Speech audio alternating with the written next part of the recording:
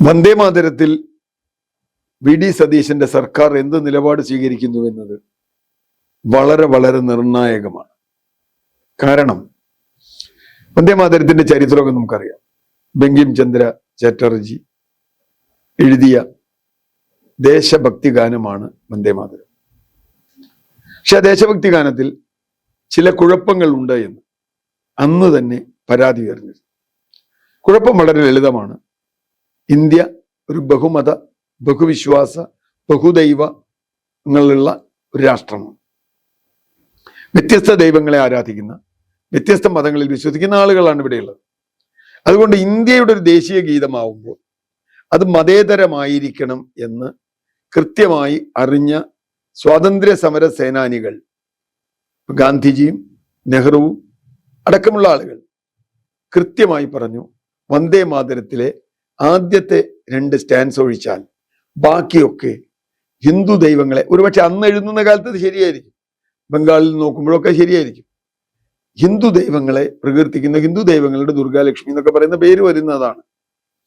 അങ്ങനെ ഒരു ദേശീയ ഗീതം ഇന്ത്യയുടെ മുഴുവൻ ദേശീയ ഗീതമായി ആലപിക്കുന്നതിൽ ബുദ്ധിമുട്ടുണ്ട്. ആ ബുദ്ധിമുട്ട് നമുക്ക് മനസ്സിലാവും, സ്വാഭാവികമായിട്ട് മനസ്സിലാവും. കാരണം എനിക്ക് വിശ്വാസമില്ലാത്തൊരു കാര്യം, എന്നെ കൊണ്ട് ഇന്ത്യൻ പൗരനാവണമെങ്കിൽ ഞാനിത് പാടണം എന്ന് പറയുന്നത്. ഞാൻ ഓർക്കുന്നത് യഹോവ സാക്ഷികൾ എന്ന് പറയുന്ന പഴയൊരു കേസുണ്ട്. യഹോവ സാക്ഷികളുടെ കേസ് ഇതാണ്. യഹോവ സാക്ഷികൾ എന്ന വിഭാഗം അവർ ദേശീയ ഗാനത്തെ അംഗീകരിക്കുന്നില്ല. പക്ഷെ അവർ പറഞ്ഞു, സ്കൂളിൽ അവരുടെ കുട്ടികൾ വരുമ്പോൾ ദേശീയ ഗാനം പാടുമ്പോൾ എഴുന്നേറ്റ് നിൽക്കാം, പക്ഷെ കൂടെ പാടാൻ പറ്റില്ല.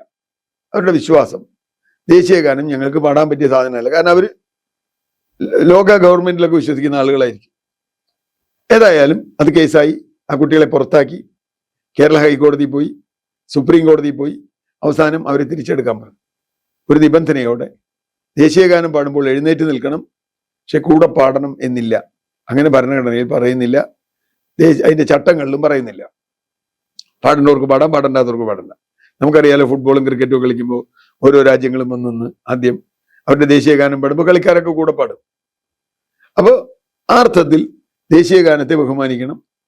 ഇപ്പൊ പുതിയ നിയമം ഉണ്ടാക്കി ദേശീയ ഗാനത്തിന്റെ പദവി നൽകുകയും ദേശീയ ഗീതം ആദ്യം ചൊല്ലണം.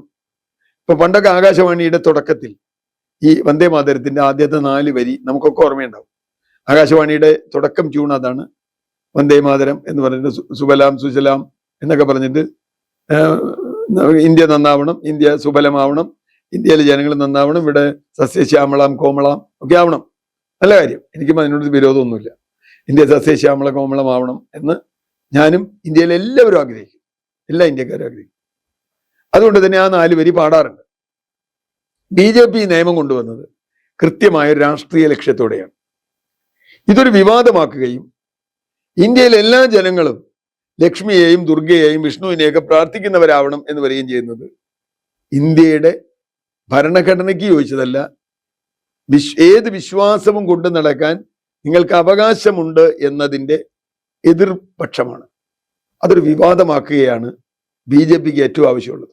ഇവിടുത്തെ മറ്റ് മതവിശ്വാസികളൊക്കെ ഈ ദൈവങ്ങളെ ആരാധിക്കുന്ന രൂപത്തിൽ പാട്ടുപാടണം എന്ന് പറഞ്ഞാൽ അത് ശരിയായ കാര്യമല്ല എന്ന് ഇപ്പൊ മാത്രമല്ല, സ്വാതന്ത്ര്യ സമരകാലത്ത് തന്നെ നമുക്ക് നല്ല ബോധ്യമുള്ളത് കൊണ്ടാണ് ഇതിനൊരു തീരുമാനമെടുത്തത്. ഈ നിയമം കേരളത്തിലേക്ക് വരും. ഇപ്പൊ തമിഴ്നാട്ടിൽ ഞാൻ ഇന്ന് മനസ്സിലാക്കുന്നത്, തമിഴ്നാട്ടിൽ ഇതിനെതിരെ അവരെന്ത് ചെയ്തു? അവർ തമിഴ് വാഴ്ത്തുപാട്ട്, തായ് വാഴ്ത്തുപാട്ട്, തമിഴന്മാർ എപ്പോഴും ഭാഷാ അഭിമാനമുള്ളവരാണ്, അവരതാണ് ആദ്യം പാടുക. അത് കഴിഞ്ഞാൽ ഈ വന്ദേ മാതരത്തിൽ ആദ്യത്തെ 4 വരി പാടും. അത് കഴിഞ്ഞാൽ അവസാനം ദേശീയ ഗാനം പാടും. ഇതാണ് അവരുടെ ഒരു രീതി, അവർ തീരുമാനിച്ചത്. ഇപ്പൊ ഞാൻ മനസ്സിലാക്കുന്നത് അതിനെതിരെ ആരൊന്ന് ഹൈക്കോടതി പോയി, ഇന്നലെ പോയി. ഹൈക്കോടതി പറഞ്ഞിട്ട് വന്ദേ മാതരം മുഴുവൻ പാടണം. കോടതി പോയാൽ പണി കിട്ടും. പിന്നെ കോടതി നമുക്കറിയാലോ, ഇന്നത്തെ കാലത്ത് നിയമമുണ്ട്, പാടണം. കേരളത്തിൽ ഒരു സർക്കുലർ വന്നു. ആ സർക്കുലർ വായിച്ചിട്ട് എനിക്കൊരു കുഴപ്പം തോന്നിയില്ല. അതിൽ അവസാനത്തെ ഒരു വരിയാണ്, അതായത് വന്ദേ മാതരം അതിൻ്റെ ഇതുകൾ പാടണം, ദേശീയ ഗീതം ദേശീയ ഗാനത്തിന്റെ തുല്യ പ്രാധാന്യത്തോടെ പാടണം എന്ന് പറഞ്ഞിട്ടുണ്ട്. അതിന്റെ അടിയിൽ പറഞ്ഞിട്ടുള്ളത് ഇന്ത്യയിൽ നിയമമുണ്ട് വന്ദേ മാതരം മുഴുവൻ പാടണമെന്ന്. ഇവിടെയാണ് സതീശൻ സർക്കാരിന് മുമ്പിലുള്ള ഫസ്റ്റ് ചോദ്യം. വന്ദേ മാതരം മുഴുവൻ പാടുമോ ഇല്ലയോ? കേരള സർക്കാരിന്റെ ചടങ്ങിൽ. ഇപ്പോൾ ഗവർണറുടെ ചടങ്ങിൽ പാടും, നാളെ എന്താ പറയുക പ്രധാനമന്ത്രി കൊടി ഉയർത്തുന്ന ചെങ്കോട്ടയിലെ ചടങ്ങിൽ പാടും, പ്രസിഡന്റിന്റെ ചടങ്ങിൽ പാടും, ഒക്കെ ചെയ്യാം. അത് അവരവരുടെ ഇഷ്ടം പോലെ ചെയ്യും. പക്ഷെ കേരളത്തിൽ വന്ദേ മാതരം എത്ര പാടാം? മുഴുവൻ പാടുമോ? പാടിയില്ലെങ്കിൽ എന്താ കുഴപ്പം? പാടില്ലെങ്കിൽ കേസ് വരട്ടെ, അങ്ങനെ ചെയ്യാലോ. അത് രാഷ്ട്രീയമായ ചോദ്യമാണ്. അത് കേവലം സതീശന്റെ അല്ലെങ്കിൽ സർക്കാരിന്റെ ഇഷ്ടാനിഷ്ടങ്ങളുടെ ഒരു പ്രശ്നമല്ല. BJPക്ക് എതിരായി കൃത്യമായി നിലപാടെടുക്കുന്ന ഒരു രാഷ്ട്രീയ കക്ഷിയാണ് കോൺഗ്രസ്, മുസ്ലിം ലീഗ് അടക്കം. ഇന്ത്യയിലെ പ്രധാന പ്രതിപക്ഷമാണ്. അവർ ഈ വിഷയത്തിൽ എടുക്കുന്ന നിലപാട് എന്താണ് എന്നത് നിർണായകമായൊരു കാര്യമാണ്. തമിഴ്നാട്ടിൽ നാളെ എന്ത് സംഭവിക്കും നമുക്കറിയില്ല. ഞാൻ വിചാരിക്കും തമിഴ്നാട്ടിൽ മുഴുവൻ പാടാനൊന്നും പോകുന്നില്ല. എന്തായാലും ഗവൺമെന്റ് ചടങ്ങുകളിൽ ഏതെങ്കിലും സെൻട്രൽ സ്കൂളിൽ പാടുകയോ അല്ലെങ്കിൽ ഗവർണർ ചടങ്ങിൽ പാടുകയോ ചെയ്താൽ നമുക്കൊന്നും ചെയ്യാൻ പറ്റില്ല. സ്റ്റേറ്റ് ഗവൺമെന്റിന്റെ പരിപാടികളിൽ, സംസ്ഥാന സർക്കാരിന്റെ സ്കൂളുകളിൽ, സംസ്ഥാന സർക്കാർ നടത്തുന്ന പരിപാടികളിൽ വന്ദേ മാതരം എത്ര പാടും? വളരെ സൂക്ഷ്മതയോടെ കേരളം ശ്രദ്ധിക്കുന്ന ഒരു കാര്യമാണത്.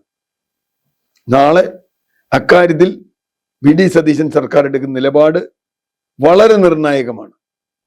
അതിൽ അദ്ദേഹം പിന്നോട്ട് പോയാൽ അത് കേരളത്തോട് UDFും അതുപോലെ കോൺഗ്രസും കൊടുത്തിട്ടുള്ള വാഗ്ദാനത്തിന്റെ പുറകോട്ട് പോകലാണ് എന്ന് തന്നെയാണ് ഞാൻ കാണുന്നത്. ഒരു കാരണവശാലും അത് സംഭവിക്കാൻ പാടില്ല.